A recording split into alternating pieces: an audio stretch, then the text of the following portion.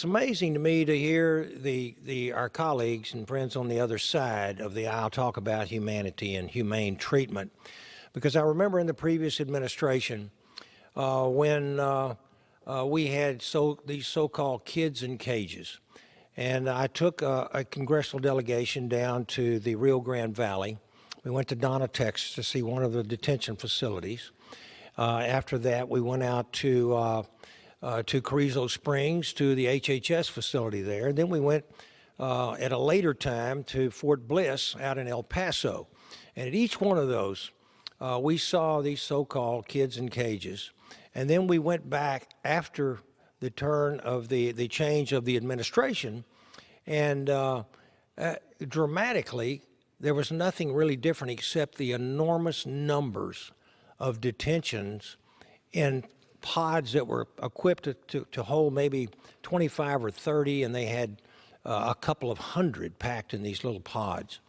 And I remember being told by the facilities there that the administration, the Biden administration at that time, that these unaccompanied children were coming in, and we're talking about 13,000 per month of unaccompanied children coming in now, that they were being so well cared for, and they were being reunited with their families and their loved ones. And I remember asking the folks who were in charge of these facilities, okay, if they're being taken care of, let me ask you a question, because I have 17 grandkids. Kids mean a lot to me. My wife and I have been married 50 years. We have 5 children and now 17 grandkids.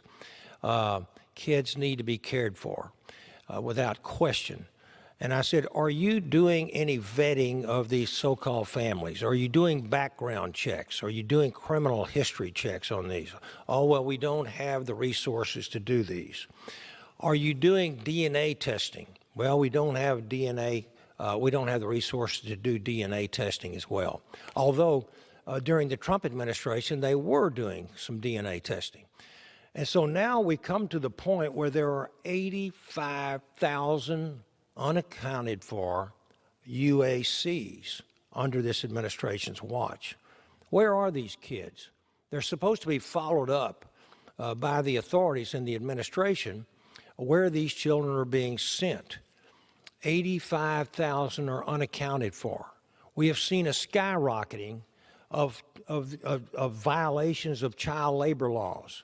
We know that there are some real shady deals going on in this country, and that human trafficking, sex slavery, etc., is rampant. Is this part of that deal? I'm not up here pointing fingers in an accusatory way, but if you can't keep up with 85,000 UACs, we've got some real problems in this administration. We've also had conversations with Alejandro Mayorkas, who is the DHS secretary. I actually led that meeting, and of course he's not under oath talking to our caucus. I got 30 more seconds. I yield an additional minute to the gentleman from Texas. Gentleman is recognized. Thank you very much. We are being told that Mr. Mayorkas says that he has operational control over the border. We are told that his policies are actually being successful. We are told that we have a secure border. Let me tell you something. We have anything but a secure border when you have 5 million people who come across our border, all of them getting free educations. I have a school district in my district, and I am 300 miles away from the border. My district is Houston over to Louisiana.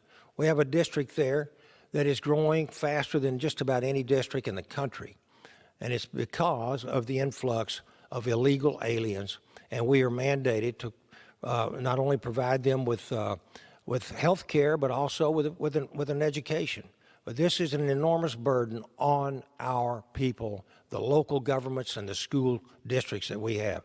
This bill needs to be passed, and I urge very strongly that you vote yes on this to my colleagues.